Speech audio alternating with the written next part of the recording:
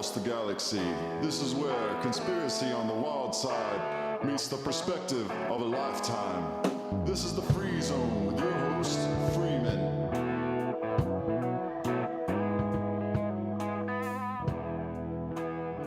Katie Galante is a multidimensional healer, metaphysics teacher, and author and speaker. She has a background in hard sciences, making her qualify as a doctor of physics, which she got in Italy. After some time in the inner city schools of London, she began to develop paranormal experiences and even abilities. She has now utilized these abilities and all of her knowledge to bring about a awakening and ascension for humanity and has become a guide for the rest of us. Now, strangely enough, Katie and I and Jamie have all met.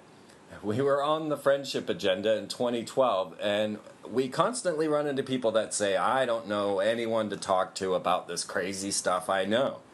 And most are afraid to even bring it up. Well, it turns out that Katie's neighbor was a fan of the Free Zone, and they ended up realizing that they were both on the same plane, and so you never know who might just be your next door neighbor. It just might be Katie Galante. So welcome to the Free Zone, Katie.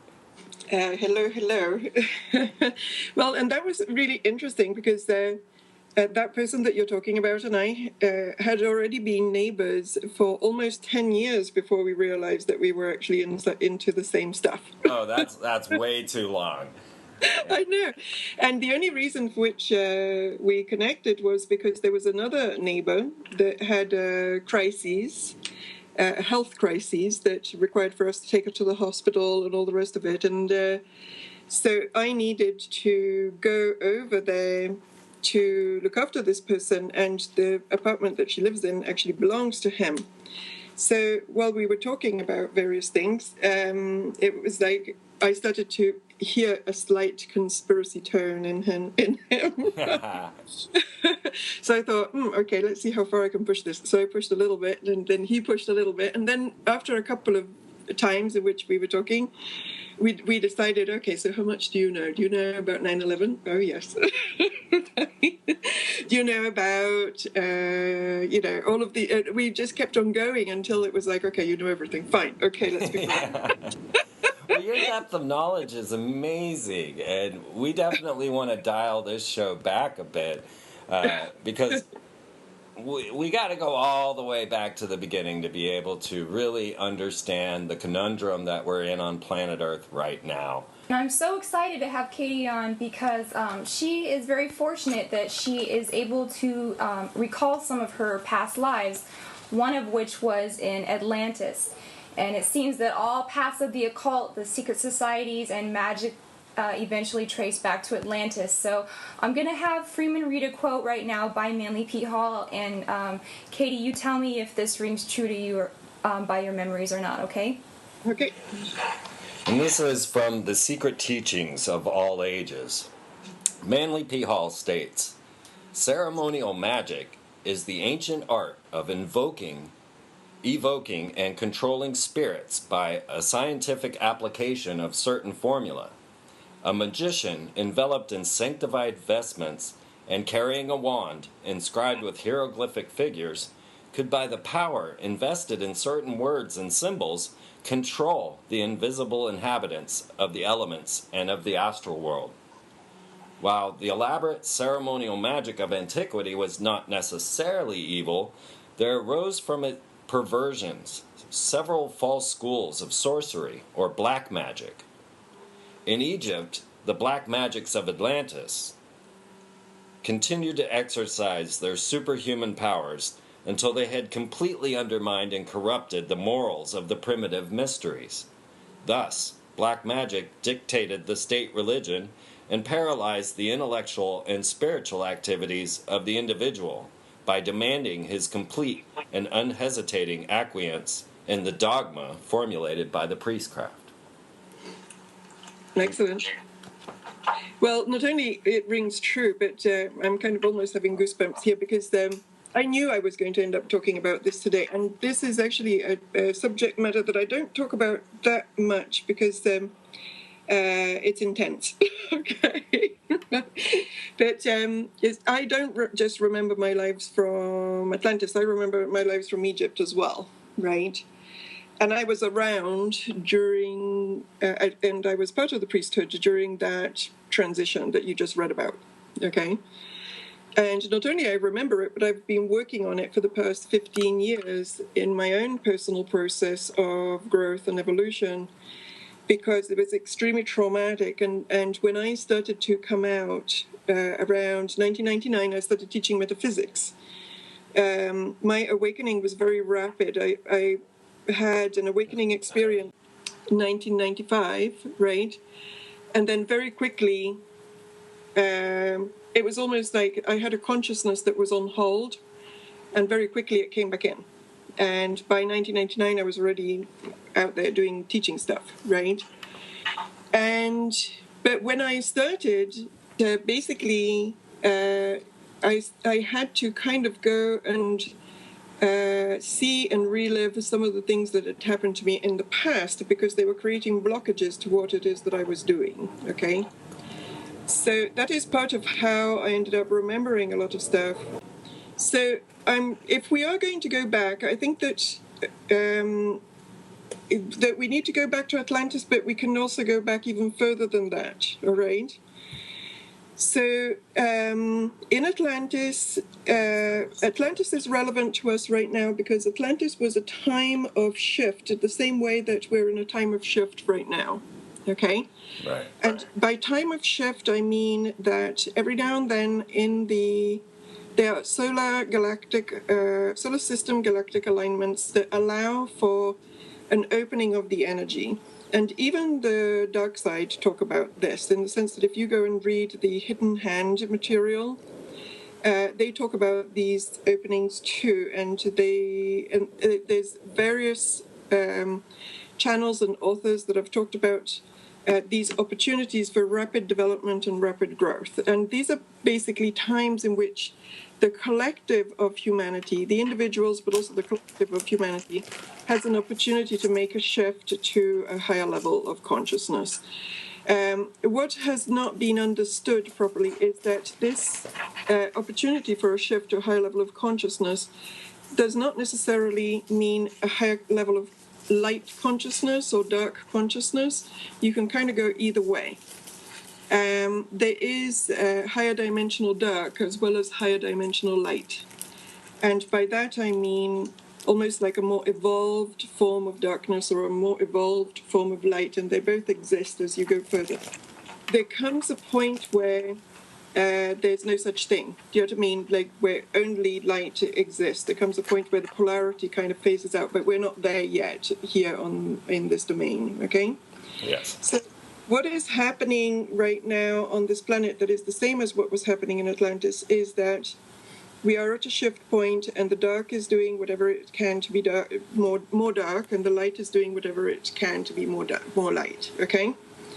And in Atlantis, what a lot of people don't realize is that the Atlantean world actually lasted for almost 200,000 years. Like it was not, most people that remember Atlantis remember the last blip of it, okay? But it was actually a really long cycle of being, okay? And when it came towards the end of that particular cycle, the society was kind of structured in a way where a large part of the society was actually a priesthood, okay? And there's a reason for that, because it was a society that was kind of it ran on some metaphysical steam. These dark forces, as far as I understand, were kind of spillovers from the Orion system, okay? Okay, let me just say one thing. Yes. Now, any other clairvoyant or someone who would have an opinion on the matter tells me that I come from Orion, and this is almost a unanimous message that I get from different people, and they're like, oh, you're definitely from Orion. And so I looked up some of the stars that were in Orion, and one of them was Betelgeuse. Right. And the other one was Bellatrix, which is actually a Harry Potter character. So what does that mean that I come from Orion? And okay. you say you have experience with some Orion-possessed clients. Can you tell us a little bit about that, too? Yeah, I can. First of all, Orion is a huge system. I don't know if you've ever seen the Orion belt. We can see it from here. It's huge, okay? So when we talk about, all of this, I'm just going to premise with the fact that all of this kind of knowledge, in a way, it's like looking at a room through a keyhole, okay? So we have pieces, I have some pieces, some other people have some other pieces. So when you look through the keyhole, you see some stuff and you get some ideas about what it is that you're seeing, okay? Orion's system went through a war, a very long and extended war that was a light and versus dark war. You know, for a certain number of years, it's been fought here on Earth. But actually, that's why I say that it's a spillover from Orion, because this battle was happening first in Orion and now it's happening here. And if we do not manage to stop it, it will then be fought in other places as well, okay? Because there are future timelines in which this particular force that is here starts spreading to other places as well. But that's in the future and hasn't happened yet, okay? Right. Now, but we are somebody's past, that's why we know this, okay? And so anyway, so the fact that you have been in the Orion system just means that you, like many other people that are incarnated at this time on this plane, have a long history with this energy, and you have probably been fighting this energy before on the Orion system, and I can tell you that that is not uncommon. It's pretty common, okay? Mm-hmm. What was the other part of the question? I can't remember. Your clients who have been possessed by spirits from Orion. Okay. Now, yes, I have had several, right? But I have had two in particular with who I did fairly long ongoing work, all right? That had a fairly deep possession from a high-level Orion, not just entity, but group, because these beings, they stick together in a group. And right? would these be reptilian in nature or gray in nature, or? Yes, they are reptilian in nature, and they are...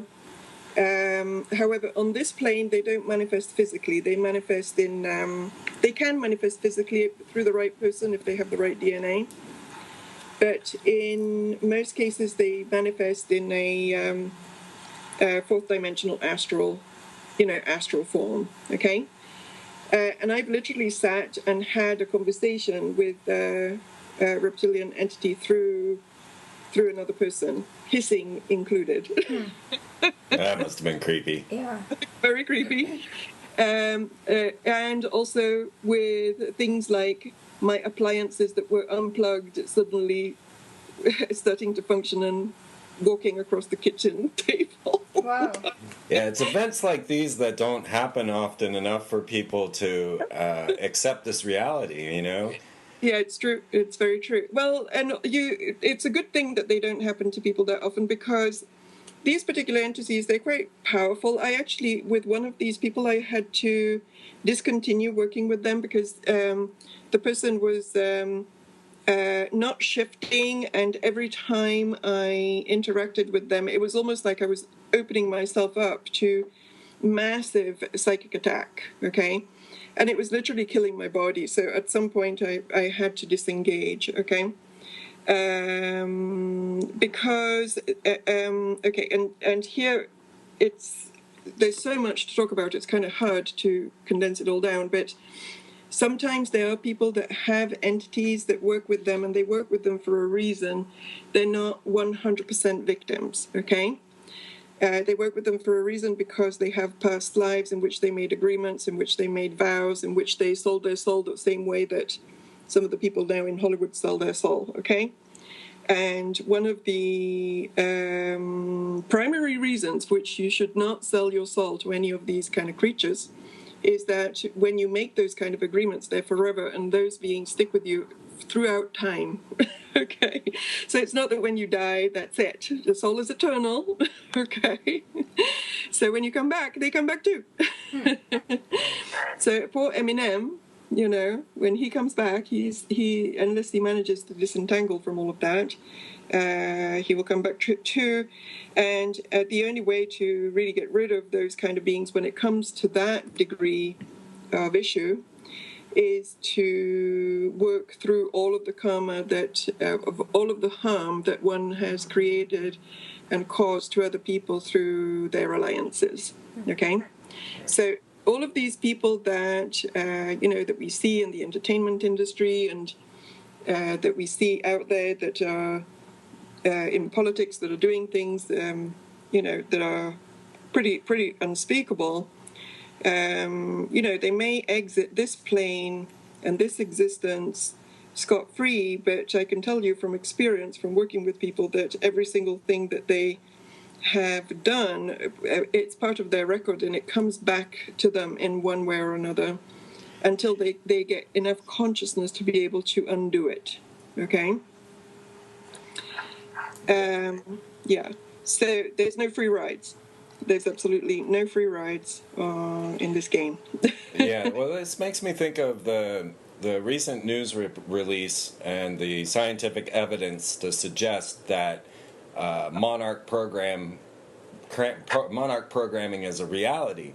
They have come out and said that genetic memory is an absolute scientific fact, that you do hold the effects of your ancestors within you. And this makes me wonder, because I've always wondered about these monarch slaves and how that they are utilized by breaking into these compartmental brains and then utilized in ritual to bring about certain entities. And I wonder if that has something to do with this.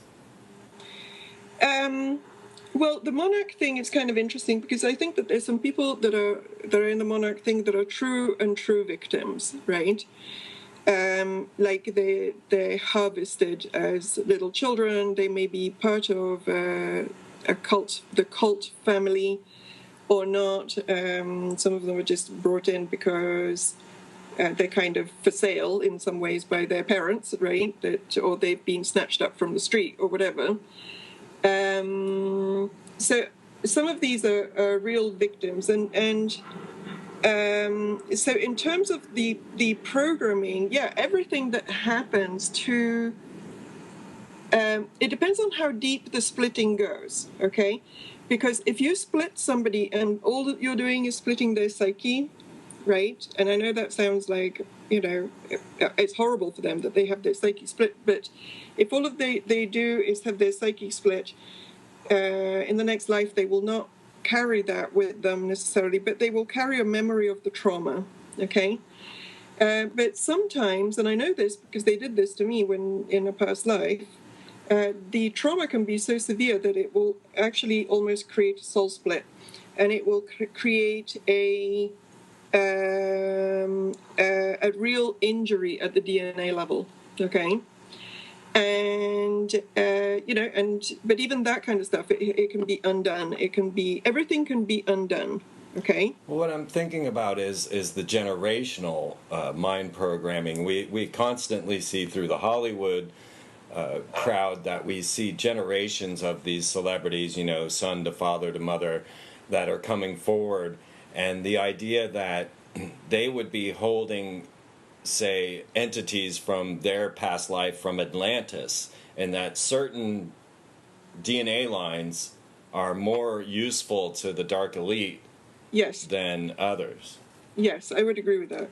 Okay, I would agree with that, both from a epigenetics point of view, that is what you're talking about, right? That is basically the passing of patterns from generation to generation, and literally even psychological patterns, and healers that work with that. It's not my specialty, but healers that work with that, they call it ancestral karma, right? But also the reason for which these generations are able to kind of hold these really low frequencies is because they have a high, usually if you go and have a look at their obsession with the whole bloodline thing, right? Mm-hmm. The reason for which they're obsessed with it is because they are trying to keep intact a strand of genetics that has a higher percentage of reptilian DNA, okay? And the higher percentage of reptilian DNA allows for more of this particular entities to come through. And I'm just going to say a word about the entities, because not all of the entities are reptilian, okay? Please do.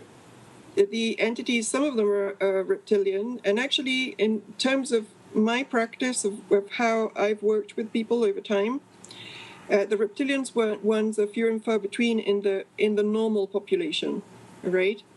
And by normal population, I mean just normal people that are not part of the elite and all of that kind of stuff. Normal people that are part of the elite, they don't have that higher percentage of reptilian DNA, so they don't usually attract that. But there are other entities in the astral plane, and some of them are even worse than the reptilians. And in fact, one of the things that I call them the astral dark entities, the Christians call them the demons, the demonics, right? And the conspiracy theories call them the archons. And they're basically spiritual dark entities that, you know, there's light entities like angelic type beings, and there's also these demonic type beings. I know that a lot of people in our field have kind of dissociated from anything that may sound Christian, right?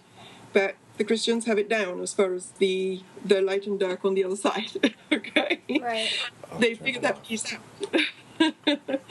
So, and also I think that is one of the reasons which there's been quite a strong mass mind programming against the Christians and making the Christians look as if they're all kind of crazy fundamentalists, because actually out of all of the religions, they're one of the few that really do understand this whole issue around the dark energy and the dark entities, okay? Uh-huh. And considering that this planet is pretty much infested by those energies, and that everything that we are seeing behind the scenes is run by people that are possessed by them, you would imagine why they would want to discredit any kind of belief system that can see any of the things that are actually happening, okay? Well, speaking of Christians, growing up, my mother was involved in many Christian-type exorcisms using the Christian New Testament method. And, you know, she would tell me many stories of people that she helped and, you know, weird things that would happen, pictures fall off walls, things like that. And it seemed that a major stronghold for the spirits, if it wasn't a generational thing, it was actual physical items that were at the victim's house, such as a dark painting or a carving or a statue or even a heavy metal album. And once these items were removed, then the healing could begin. So is this something that you come across? Yes and no, because I don't actually work in a physical space with people, right? I work very much on the like energetically. I just look at the energy and I pull it out, all right? So, and when I do, I'm working with my own group of high beings that help with this process, okay? So I don't work in exactly the same way, and when I do, I just clear all of the energy that I see. I don't necessarily go and have a look at where it comes from, but I am familiar with what you're saying, and I definitely think that it is true, okay? And just a little word on the heavy metal album, okay? Because that is quite common. That there was a guy at some point in the 70s called John Todd. I don't know if you guys have ever heard of him. Yeah, I have him in my notes. Yep. Okay. Now, he's worth... some of his original interviews are actually on YouTube. Somebody uploaded them, right? They're recordings from things that he was talking about at the time. And this guy was playing, you know, in the whole Hollywood music industry, all the rest of it at the time. And he basically was saying that there's not, and this was in the 70s, okay? And he was saying that there is absolutely nobody that gets to make a record with a record label that, and obviously at the time it was major record labels, that has not been ordained as a witch or has not been through certain kinds of initiation. So it was basically not possible to even get a record made unless certain alliances had been formed and unless somebody had agreed to be what he at the time called a witch, okay? Mm-hmm. And one of the things that he also said was that when a record was made, and at the time it was solid records, vinyl, do you know what I mean, LPs and 45, whatever. Yeah. They would literally take the whole thing and they would go to the top floor of whatever the record label building was, and the whole of the top floor was basically dedicated to ritual, and the ritual was about bringing demonic entities into every single album, so that when this music went out, also went out entities. Wow. Okay. And so I don't know if they still do that, but that was the practice at the time. I'm sure that they haven't become lighter since then. They've become probably darker. Well, have you seen the movie Josie and the Pussycats? No, I have not. No. You need to watch that because it outlines everything in there, from the corporatism, the advertising, the killing of the stars, the breaking apart people in bands, and then it all comes down to this giant machine where they feed all the pop music into, and it turns it into mind control and to control the masses. Interesting. Yeah. So, and is that a movie where they're just telling you tongue-in-cheek, or they're telling you Yeah, it's very tongue-in-cheek. It's a comedy. Tongue-in-cheek. Yeah. Okay. Yeah, it's based off the cartoon. Yeah, so they're basically telling you it's the in plain sight thing, right? Yeah. Yeah, I recommend you watch that one. It's a good one. Okay, I will look at it. So, as a result of these dark beings coming in from Orion to Atlantis, and you said that the priestcraft was kind of split into the dark and light, and the dark was actually more of a power-hungry group. Yes. And then this religion migrated to Egypt, and this is the beginning of history as we know it. So, do you have any memories of Egypt at this time? Yeah, let me go through the end of Atlantis a little bit first, okay? What happened at the end of Atlantis was that the energy grids of the planet started to collapse, right? The transition that was possible, that is about going to the higher level of consciousness, okay, could not happen because there was too much dark infiltration, and the dark priesthood also started to influence the mass population just like they're doing now, and things like strange genetic experiments that started that were all influenced by the dark side. The Dark Orions are master geneticists, okay? So all of that stuff started coming in. The society started to decline, and then eventually, energetically, the energy grids that kept the planet into the light and that were used by the Atlanteans as part of their technology for having energy. They basically used energy that was focused through crystals, okay? Mm-hmm. But the energy that's in the Disney movie Atlantis. It is? Crystal energy, yeah. Okay, so they tell you everything. Disney actually has an amazing documentary on Atlantis that opens with the statement, Atlantis was real. Yeah. Yeah, okay, sorry. Keep going. Well, they always tell you what they're doing, right? And they just put it in a way where it all sounds like a joke or sci-fi or whatever, but they always tell you. Yeah. So basically, this particular technology that, we have electricity and everything runs on electricity, right?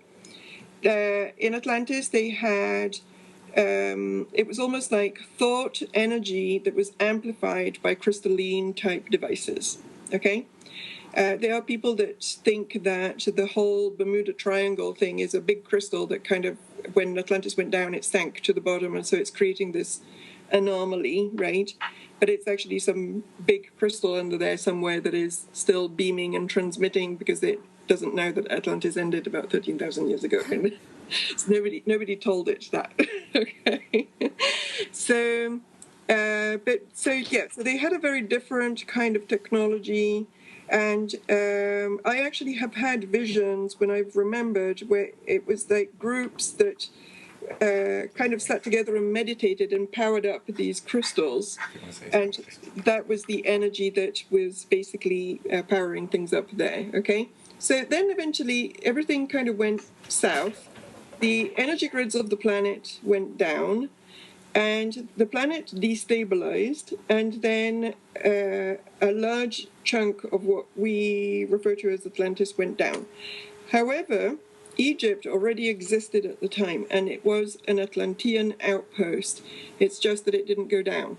Okay? So when the big cataclysm happened and everything got destabilized, and there was these big earthquake type scenarios, and most of Atlantis sank, all right, there were people, especially in the priesthood, that already saw this coming because they were all clairvoyant, okay, and they knew it was coming. Both the light and the dark knew it was coming, and they transferred to Egypt. And I was one of them at the time. I was in the light priesthood. I spent all of my last years in Atlantis trying to prevent this from happening, to the point that I exhausted myself trying to teach stuff to people so that we could do something about the grids. That was my deal, was the grids. I was very focused on that. And even in this lifetime, I've done a lot of work on the grids, right? But so you're talking about ley lines, right? No. Talking about, most people don't even know what these are, but these, I've been repairing them for the past 15 years, even in this lifetime. And it's basically energy structures that circle the globe, okay? They're actually in the atmosphere. If you were to draw a picture, they would be several hundreds of feet off of the surface of the Earth, okay? Okay. And they are consciousness grids. There's physical ones. That is the ley lines. That's just one. But then there's other consciousness grids that basically hold matching streams of consciousness in place and connected. And when those are in place, the frequency of the planet stays at a certain level. When those collapse, then the frequency of the planet starts dropping very, very fast. So Atlantis, although, in sci-fi terms, maybe was not the most evolved possible civilization, in terms of consciousness, it was quite evolved. But once those consciousness grids collapsed, people were no longer able to sustain certain levels of consciousness very easily. And so it's almost like the frequency of the planet started to descend very fast. Okay? And so by the time people were scampering and running away from Atlantis, and there was people that ended up in South America, in Peru, there was people that ended up in Mesopotamia, there was people that ended up in Egypt, okay? And I think there was even people that ended up in Central America. All the rest went down. And the majority of the priesthood went to Egypt, okay? Okay. But the light and the dark migrated to Egypt, not just the dark, both of them, the light and the dark priesthood. At the time, the split was not full. It was more on the astral level, that there were bad people in the priesthood, but the actual priesthood had not split in half yet. Okay. That split happened in Egypt, okay? And that I was around for that too in my second lifetime, because when I ended up in Egypt the first time at the end of Atlantis, I was exhausted and I was angry. And I basically went into the desert somewhere in some kind of temple thing, and all I did was look at the stars and study astrology, right? Mm-hmm. Every now and then people would come and ask me things, and I would tell them stuff, but I never went anywhere. I became this recluse, angry priest. Okay. It was like, okay, I'm not talking to you guys. You sank my dinner. You didn't do the grid work I told you to do. No, I'm not interested in you guys. Yeah.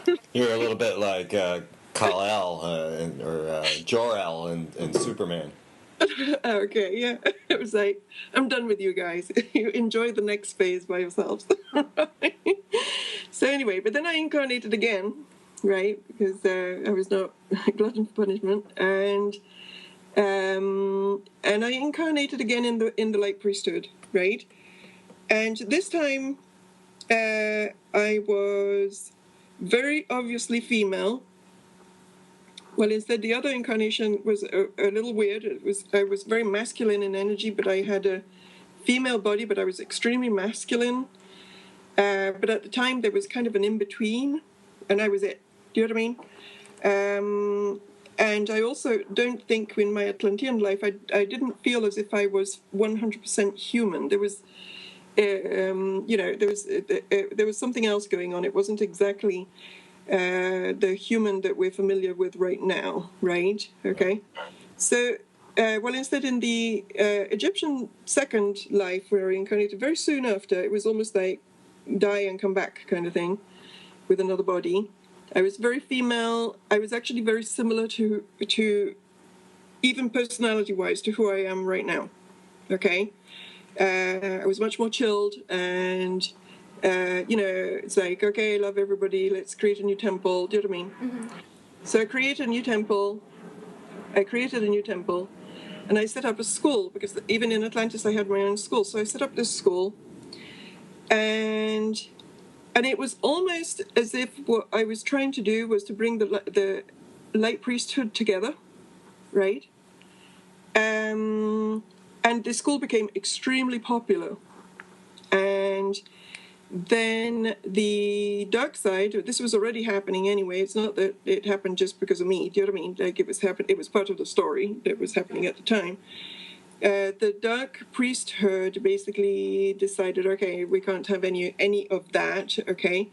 Because one of the things that we were doing as part of the school was we were trying to rebuild the vibration, and we were trying to re-anchor these grids, okay? So that I was stubborn. I'll come back again. We're going to try again with these grids, okay? So anyway, so then...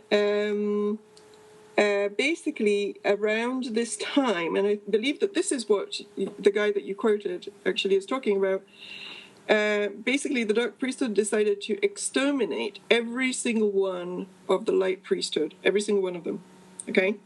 Execute Order 66. That's right, and that's what they did. And they did that. But not only they did it, but they tortured the hell out of all of the people that they executed, because their intent was not just to sink the light priesthood, but it was to traumatize them to such a degree that even if they came back in a new body, they could not do their thing. Okay? So the whole idea was to create such a profound degree of trauma that even lifetimes later, these people would be disabled from doing whatever it is that they were trying to do. Okay? What you're describing sounds a lot like Star Wars, in where the dark part of the Jedi says execute Order 66, and then they slaughter all the good Jedis. And right. Even if you watch the cartoon Clone Wars, like you said, they were torturing them. Freeman watched it more than I did. I just saw the little parts of it because it was so awful, but everything you're describing is in Star Wars and Clone Wars. Oh, really? Well, yeah. Interesting.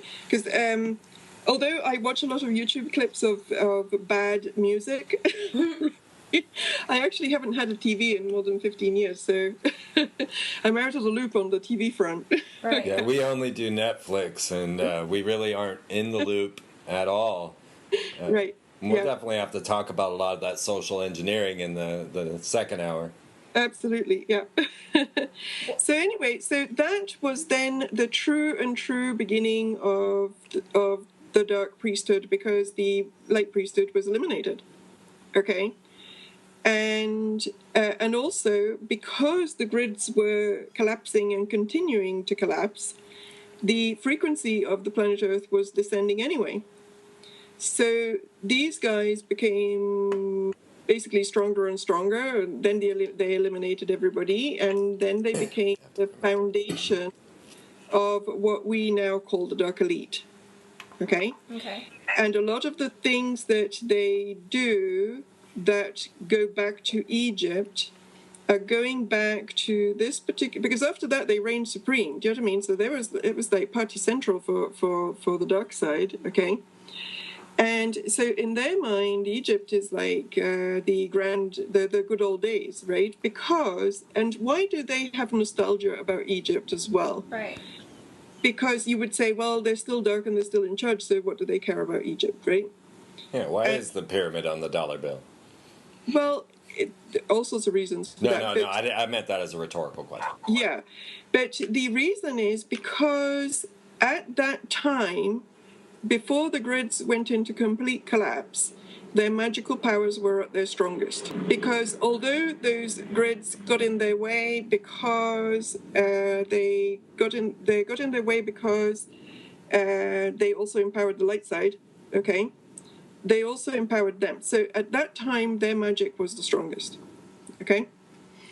And then there came a point where a lot of the things that were possible became impossible to do.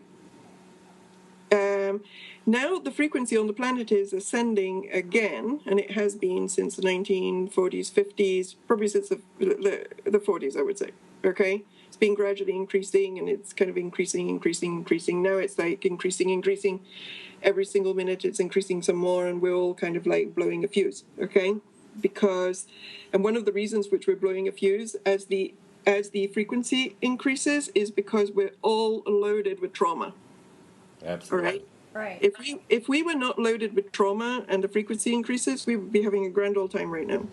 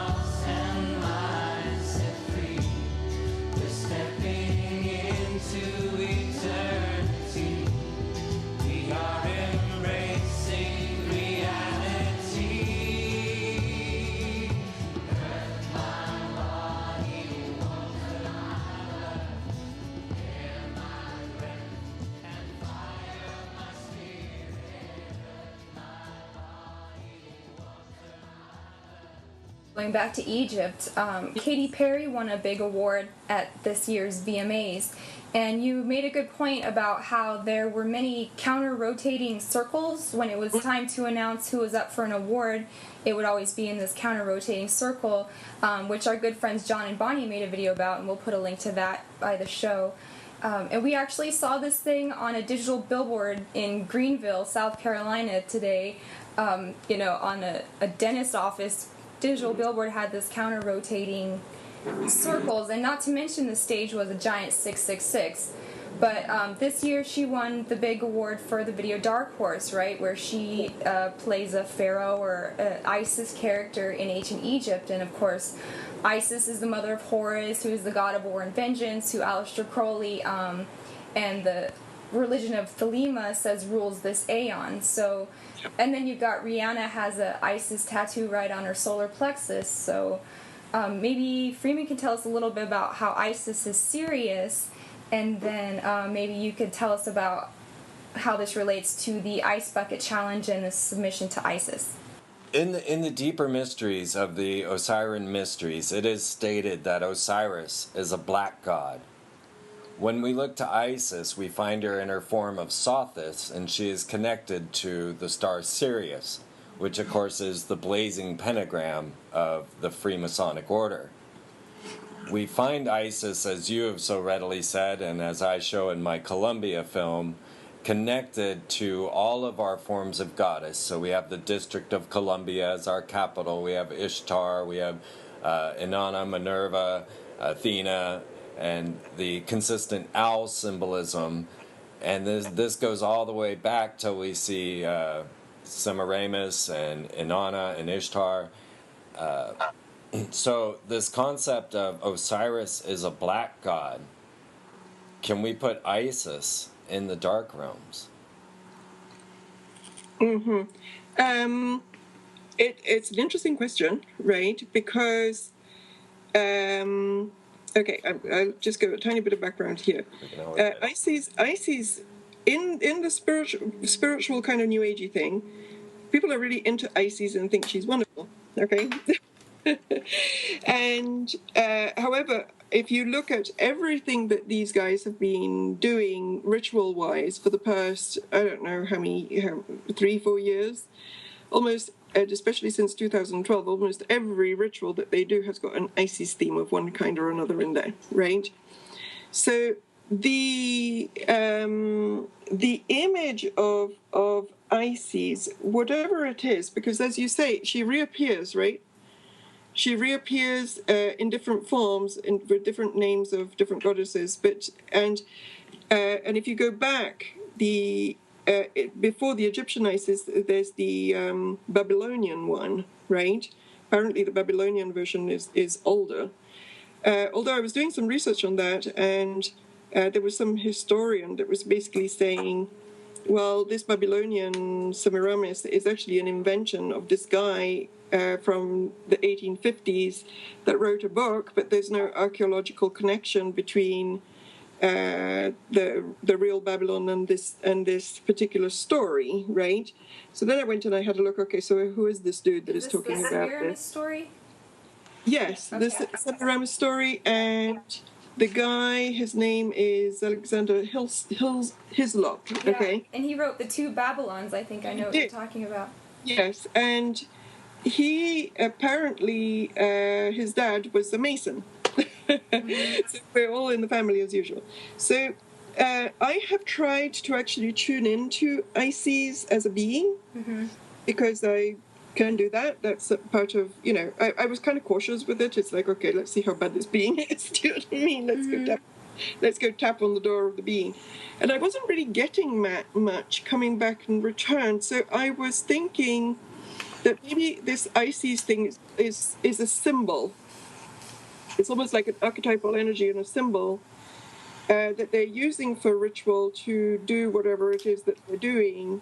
Isis is connected to Sirius, okay? Because Sirius plays a big part in the... it plays a big part both in the positive and the negative mystery schools, okay?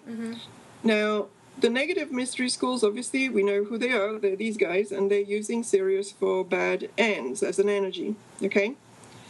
However, with the positive mystery schools, you can tap into the ninth dimensional aspect of Sirius and the Sirius mystery schools, and the knowledge that comes from that is really high and really pure, okay?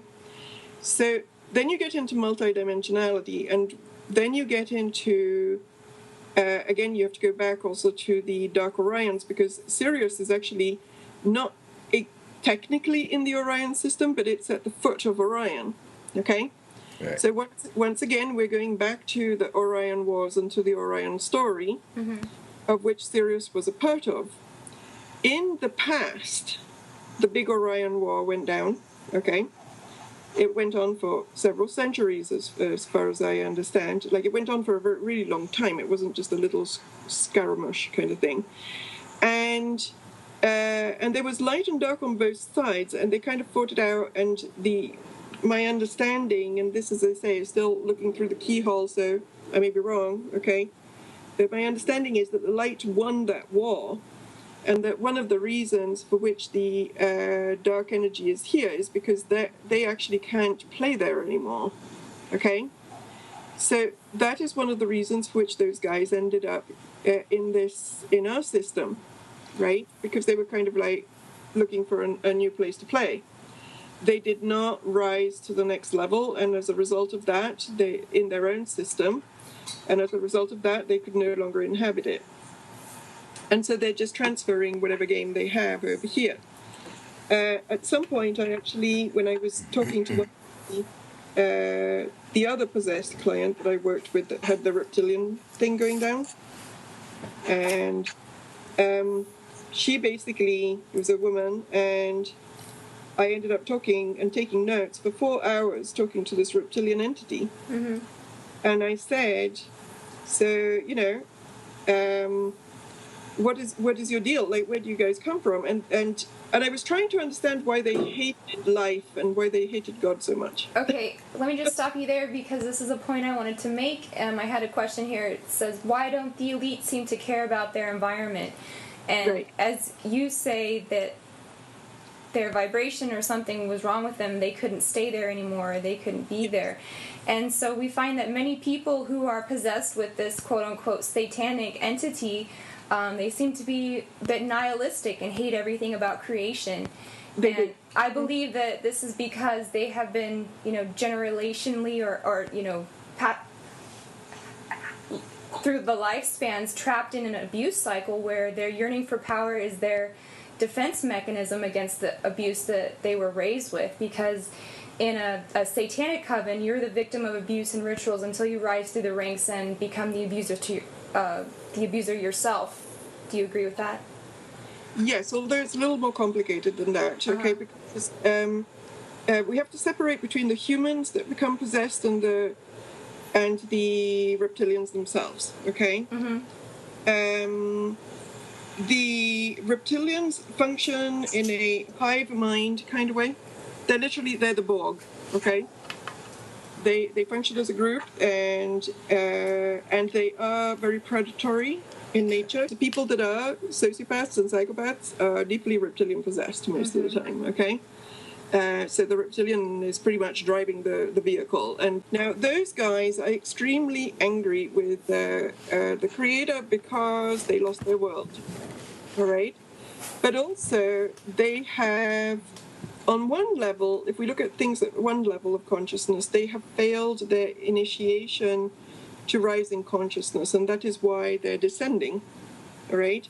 And as a result of that, they don't have a lot of energy of their own, so they have to take energy from other people, they have to be parasitic and all the rest of it, okay?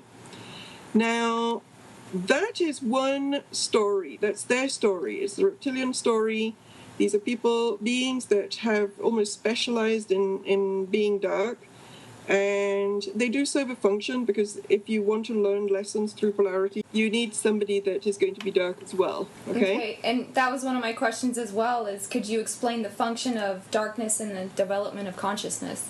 Yes, okay, so put a pin in that so that I can do the satanic piece. Okay. And give me that question again in a minute, okay? I will.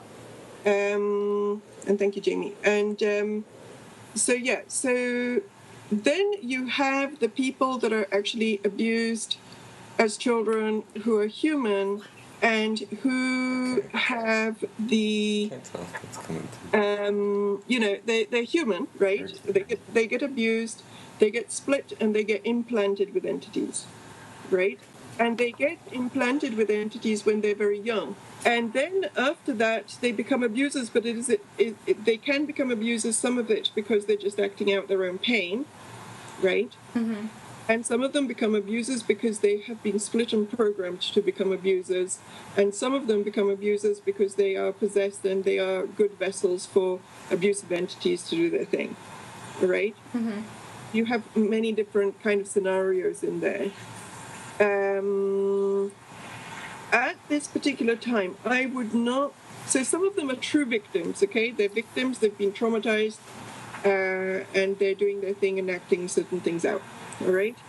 And then there's other ones that are victims in a different way because they're basically channeling through their own trauma and split process. They are channeling entities whose base nature is abusive and psychopathological.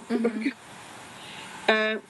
Now, then you could take it further. I mean, you can go as far as you want to go with the compassion, right? Mm-hmm. And you can say that you can have compassion even for the reptilians, you can have compassion for everything, right? But one of the rules with compassion is have compassion, but also take appropriate measures. You can be compassionate of the serial killer, but if he's about to kill you, you have to take your measures. Mm-hmm.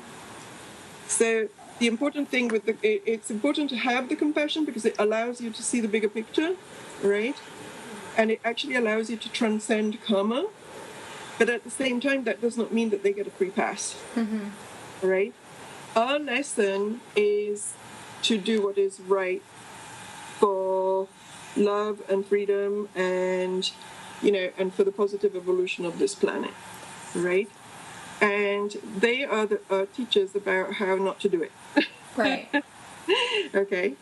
And we can have compassion for them in the process, but we still have to tread our own path. Okay. Well, we're coming at the top of the hour, so let's take a break, and I want to try and call back because there's so many whispers and things.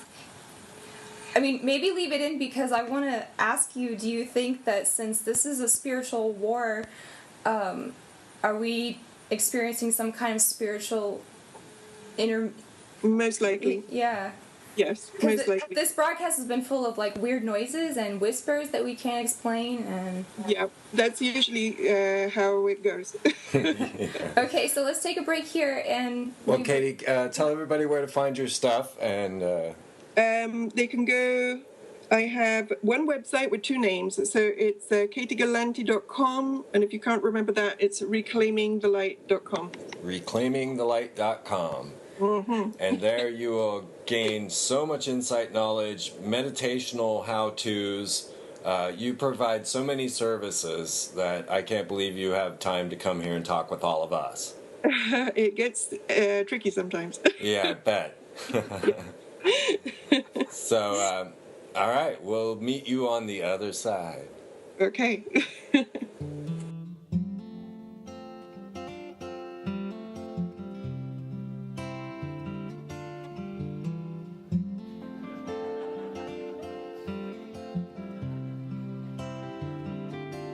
Here we are once again, holding hands in a circle, and the love that we share is shining out all over the world.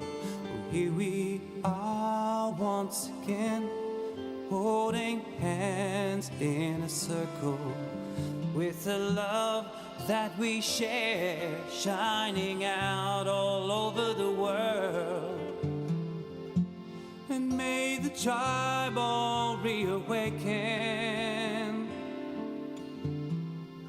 So many lives we've lived before. Remember the love, remember that power